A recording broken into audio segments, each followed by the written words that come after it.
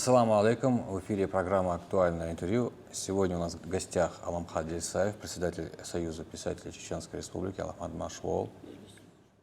И говорим мы об Ахмаде Хаджи Кадырове, первом президенте Чеченской Республики, Герое России. Вы были знакомы и работали вместе, многое повидали, много раз рассказывали, про ваше знакомство. И все-таки еще раз прошу вас, как происходило ваше знакомство и какое это время было для вас лично, момент вашего знакомства с первым президентом Чеченской Республики. Да, мы каждый раз по поводам говорим о нашем первом президенте, и каждый раз ощущение такое, что все сказал, но со временем всплывают детали, которые сам раньше не замечал, и появляется новое, о чем хочется сказать. Это как новые прочтения книг, когда каждый раз отмечаешь для себя новые детали. Наверное, это связано с тем, что сами взрослеем, чтобы не сказать стареем. И осмысление происходит заново и заново. Ахмад Хаджи в республике давно был известным, уважаемым человеком. Личное знакомство произошло в 2000 году, когда стал вопрос о том, какую задачу он поставит перед СМИ вообще и телерадиожурналистикой в частности. И на этот вопрос он вместо того, чтобы озадачить, задал встречный вопрос, то есть не посчитал зазорным посоветоваться, посчитал нас профессионально пригодными для этого и спросил, как вы сами видите. И мы свое мнение выразили и сошлись на том, что информационная политика будет политикой или продолжением политики конкретных дел, когда будем одинаково объективно рассказывать и о плохом, и о хорошем, что случается. Почему это было очень важно? Потому что тогда СМИ делились на несколько видов. Были российские СМИ, для которых в большинстве своем, подавляющем большинством, чтобы не сказать целиком, все чеченцы или уже бандиты, или будущие бандиты. По определению бандиты. И странно получалось, мы сидим, переживаем по поводу того, что у нас есть свои бандиты, а вечером нам с федерального канала сообщают, что бандиты мы все. Второе, были СМИ проичкерийские, которых интересовало только то, что за их агитацию, и напрочь опровергалось и как предательство, и как вероотступничество, все другое, даже здравомыслящее.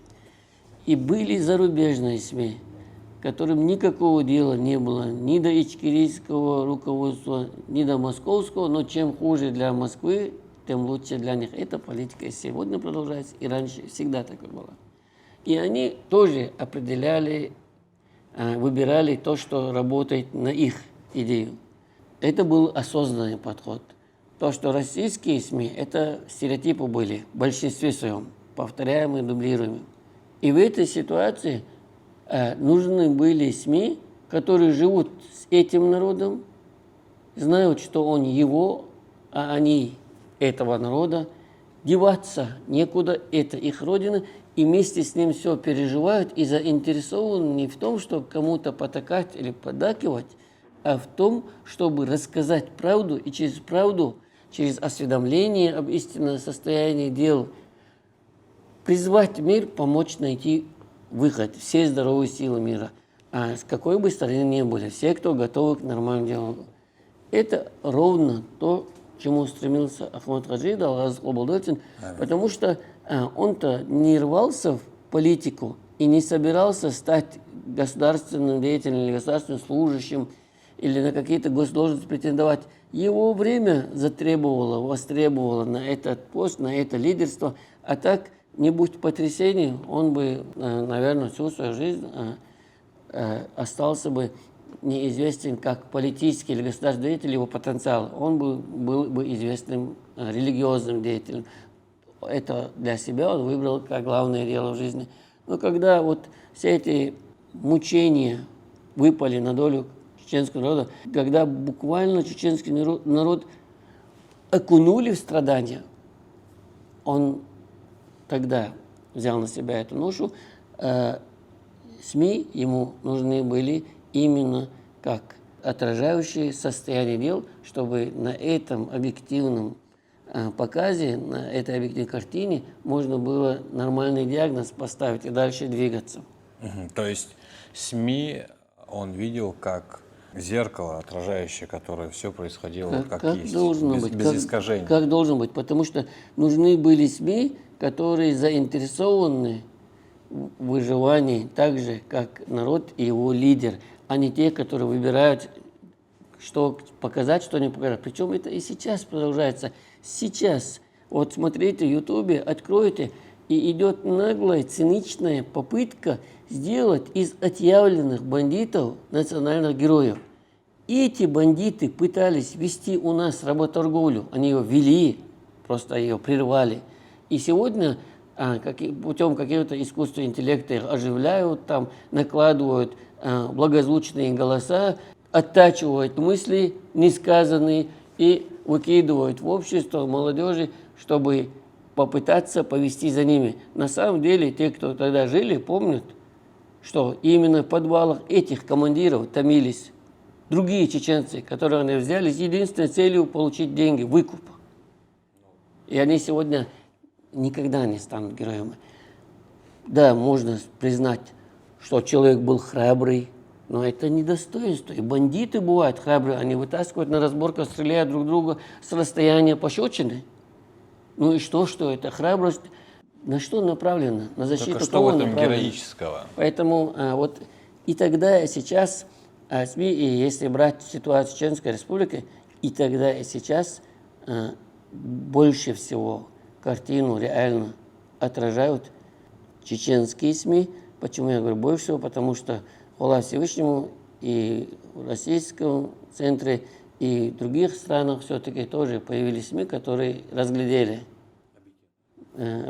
объективную ситуацию Чеченской Республики. Аламхат, в то время, когда вы приступили к работе и вошли в команду Ахмада Хаджи, вы осознавали, насколько велики риски, что ведь время-то непростое было, и могли, в принципе, в том же подъезде, когда вы идете домой, там же все могло оборваться. Вы часто думали о смерти? Вот я против того, чтобы тех, кто работал, считали смельчаками, а тех, кто не работал, трусами. Потому что трусов по определению среди чеченцев нет. Просто дело было сознание. Кто-то понимал, что так надо, кто-то думал, что надо по-другому. И что касается могли убить, расправиться, жертвой любой силы мог стать любой, даже тот, кто сидел бы у себя дома и не выходил бы во двор. Защиту не гарантировало то, что ты не выходишь на работу, или то, что ты на работе. Да, тем, что ты на работе, дополнительный гнев вызвать ты мог, тех, кто сочтут это отступлением их принципов. Но волков боятся, да, вот. Поэтому и было сознание у многих, что так надо. И у меня самого есть цитата, что не все правдоборцы храбрецы, просто они понимают, осознают необходимость чего-то. И человек, когда в чем-то убежден, страх всем свойственен. Психологи говорят, что страх – естественное состояние человека перед неизвестностью. Но люди сильные или сильно мотивированные преодолевают его ради чего-то. И, собственно, вот так выходили на работу и наши с вами коллеги, и журналисты, и корреспонденты, и операторы, водители, все. И так выходили на работу и учителя, и врачи, и религиозные деятели.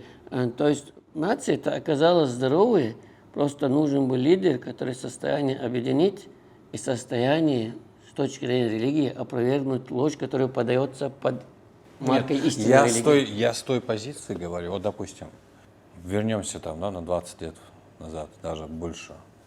Я, допустим, враг. Вы как были на той позиции? Я вижу, что вы, допустим, по телевизору уже выступали и говорили вещи, допустим, да, и делали работу. Я вот, допустим, смотрю на вас, я не вижу врачей, я не вижу общественных деятелей, я вижу вас, одного из главных рупоров, который продвигает новые идеи Ахмада Хаджи Кадырова. У меня в голове всплывает мысль, а как бы мне сделать так, чтобы вы, допустим, заткнулись? И наверняка сейчас, допустим, система, которая уже налажена, да, сейчас герой России Рамзан Ахматович Кадыров многое сделал для того, чтобы было бы максимально безопасно работать в Чеченской Республике. У нас республика процветает, все растет. Мы действительно живем в новое время. Сейчас не так страшно, а тогда-то наверняка были какие-то другие ощущения. Вы понимали, что вы каждый день выходите, это путь. И я к тому, что сейчас молодежь, которые хотят чего-то добиться и, допустим, смотрят в вашу сторону и думают, а почему у этого человека, там, допустим, на груди определенная медаль? Почему у этого человека есть вот это, вот это, вот это? Ведь эти молодежи не понимают этого. И поэтому я говорю, ведь разница-то велика между теми, кто первый период вышел на этот путь, и те, которые сейчас, да, госслужащие. Да, я не говорю, я не умиляю их заслуги и так далее, но хочется, чтобы наша молодежь, которая сейчас чего-то хочет достигнуть, к чему-то идут, какие-то новые начинания, чтобы они понимали, что те люди, которые в то время вышли на этот путь, что это было непросто, и это действительно приходилось рисковать и жизнью, и другими вещами, и семья всегда под прицелом. И вот этот момент, он, наверняка вы многое видели, многое слышали из уст Ахмада Хаджи. Наверняка он вам говорил, может быть, подумаешь о семье, может быть, ты останешься дома. Было ли такие вещи вообще происходили в вашем личном диалоге с Ахмадом Хаджи? Вот смотри, Хамзат, на самом деле, вот спасибо, что сказал, что я один из, потому что на самом деле тогда много было пацанов совершенно, совсем юных девчонок, которые, рискуя жизнью, работали, выезжали, снимали, приходили, монтировали, выдавали эфиры, потом до наступления комендантского часа надо было успеть домой. А если не успел, то, несмотря на то, что работаешь ты или нет, ты одинаково подвержен риску. Но тогда риску подвержены были все, начиная с главы республики, тогда главы администрации, позже президента.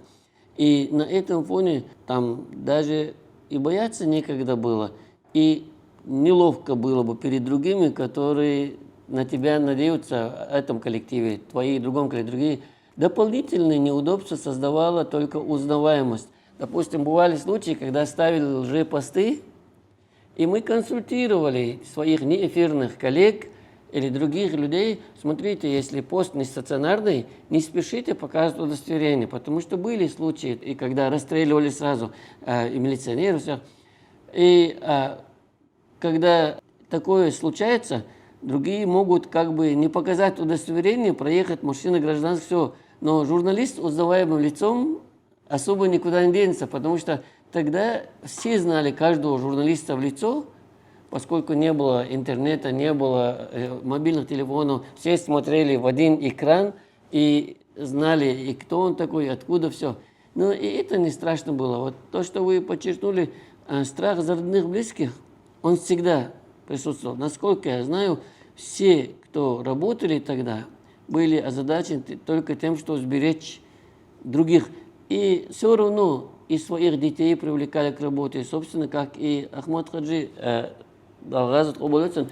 Он же тоже не стал определять детей куда-то в теплые места, другие республики там, или другие страны. Они тоже стали соратниками, находились рядом.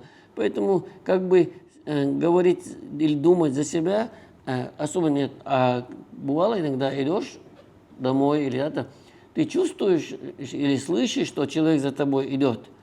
И даже если он заходит за тобой в твой же подъезд, ты понимаешь, что может произойти что угодно, но не можешь себе позволить оглянуться. Потому что тогда, если это враг, это выдаст, или не враг, все равно это выдаст то, что ты опасаешься. Даже показать, что опасаешься, задевала гордость, поэтому все шли напролом. Кстати, сейчас по истечению времени у меня ощущение, что многие ребята потому и пострадали, что стеснялись быть осторожными. Да. Стеснялись быть осторожными. И увидев это, тогда молодой командир Рамзан Кадыров принял меры. У нас были случаи, когда подъезжают на УАЗике, и думают, что это руководство или кто-то. Положено одному подойти, спросить, кто, остальные должны в засаде держать оружие на изготовке. Но наша молодежь так занимать позиции, это стеснялись и просто открыто стояли. И их тут же и расстреливали. Такие случаи бывали. Просто ребята стеснялись делать как положено. Тогда эти случаи стали происходить. Тогда, я помню, Рамзан Ахметович собрал командиров, и он был молодым командиром, его тогда называли командиром всех командиров. И он жестко потребовал, чтобы в военном деле соблюдались и какие-то военные вещи, которые необходимы для выживания, для эффективной работы. Быть бдительным элементарно. Да, элементарно, но и исполнять то, что предписывает устав. А вы помните реакцию, как принимали личность Ахмада Хаджи Кадырова? Его принимали даже когда он еще не заговаривал на веру, потому что его манере держаться, одеваться и общаться, и жестикулировать, или Голос. стоять неподвижно, и голос, он привлекал. И когда он еще и плащ у него был такой, и когда в попах он где-то появлялся, он бывал заметен. Заметен был. И когда он начинал говорить, он не пытался завладеть вниманием, он говорил так, что наоборот пытались прислушаться. И он, оказывается, был молодым человеком тогда, мы его воспринимали как взрослого, он 53 уже ушел, сделал столько. Но внешность и то, что внутри накопилось, выдают всегда лидера, выдают мудреца, выдают ученого. И его хорошо воспринимали. Даже те, кто имели заданность отношения, те, кто мыслили в другом направлении, даже они, послушав его и не найдя особо что возразить, не скрывали своего уважения. Именно под его слово тогда многие сложили оружие и пришли. Просто те, кто не понимают человеческого уважения или доказательной базы, а работают на какую-то задачу и поэтому вынуждены игнорировать все, что не работает на эту задачу, они открыто клеветали, но это и сейчас происходит, и всегда было. На всех, кто пытался защитить других, враги подзащитных всегда клеветали, потому что только дискредитировав можно было подвинуть. Как председатель Союза писателей Чеченской Республики, вы наверняка знакомы со многими, да, практически со всеми, кто сегодня пишет поэзию, либо роман пишет, либо какие-то иные вещи. Как часто сегодня наши писатели пытаются как-то воспроизвести эту последнюю историю Чеченской Республики и как они отражают эту личность Ахмада Хаджи Кадырова в своих работах? Естественно, я знаю из всех писателей, членов Союза писателей, которые проживают и в Чеченской Республике, Российской Федерации, и за пределами нашей страны. Мы общаемся, публикуем и тех, кто в стране и за границей проживает, тех, кто считает чеченскую родину, осознают как свою родину, Чеченскую Республику, чеченский народ как свой народ, мы с ними взаимодействуем. Что касается, находит ли отражение в творчестве истории вообще и истории последнего времени, то вот осенью будет 5 лет, как я в Союз, вот меня направили. И за это время около 10 исторических романов вышло. 10 исторических Около 10, вот. Просто шикарнейших. Последнее это Беновый Бойсхар. И поэмы исторические, и повести, и романы. Что касается именно личности Ахмад Хаджи, Алгазов Облдосин, это вот только в этом году к 75-летию выходит 5 книг. Одна из них его собственная, стихи Ахмад Хаджи. Кстати, эти же стихи... их ранее кто-то видел? Ранее кто-то их видел? Конечно, да, они публиковались.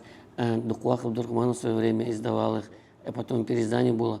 Эти же стихи сейчас переведены из Алины Басиевой, членом Союза писателей России, в Осетии и изданы на осетинском языке. 13 августа в Национальной библиотеке 2 часа будет презентация этого сборника.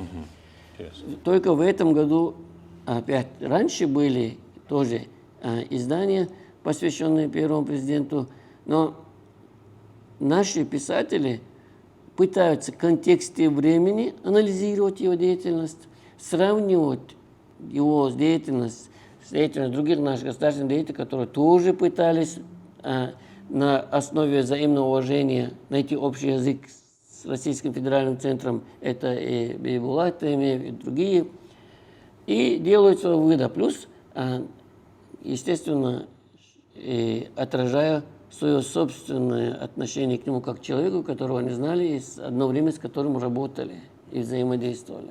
Поэтому да, эта тема, как равно и другие темы, и тема СВО, и тема прошлой нашей истории, находят отражение в работе наших писателей. И наши писатели, вот надо отдать должное, люди мотивированные, люди самонастроенные на тяжкий действительно труд ради нашего же народа, и не ожидая никакой благодарности. Они так, люди, которых ты нанял за деньги, не работают, как раньше писатели бесплатно пишут объемные труды и радуются, что если он ее издаст, а потом кто-нибудь возьмет ее как в дар. Возможности для этого у нас есть издаваться, потому что мы союз, которому лично покровительствует глава республики, у нас прекрасное издание, у нас штат, зарплата, возможность издаваться. Очень хорошие условия, когда литература у такого многострадального народа должна быть, и ее необходимость не приходится доказывать лидеру, а наоборот, лидер по совместимости делает все, чтобы эта литература была, и у литераторов был стимул. Аламхат, вы как писатель, как считаете, о чем всегда будет актуально писать чеченцу? Я надеюсь, что литература в плане финансовом всегда будет не в первую очередь бизнесом, а во вторую очередь. Почему это важно? Если писать то, что будет продаваться, надо писать о низменном, о скандальном, о распущенности, приводить это именно, например, чеченцев, которые вдруг оказались хуже всех, да, сделать, чтобы литературу, и тогда раскупать будут моментально, и деньги будут большие. Но тогда народ нас будет несчастен и подвергнут еще одному испытанию уже со стороны своих писателей. Смотрите, парадокс какой. Может, не парадокс, а закономерность, но это надо замечать. Все великие мира относились уважительно к чеченскому обществу. С низменности всегда что-нибудь злословили наш адрес. О чем-то говорит. Надо, чтобы наши писатели не следовали модам, а следовали традициям. И литературе оставляли память о наших красивых традициях, обычаях, о нашей достойной истории. Единственное, на что я надеюсь, что будущим поколениям писателей не придется писать про будущие войны, то есть, что их у нас не будет. Да, Да. Аламхат, я напоминаю нашим зрителям, у нас сегодня в гостях был председатель Союза писателей Чеченской Республики Аламхат Дельсаев. Хочу вам пожелать успехов, удачи и попутного ветра в ваши паруса. Дересху.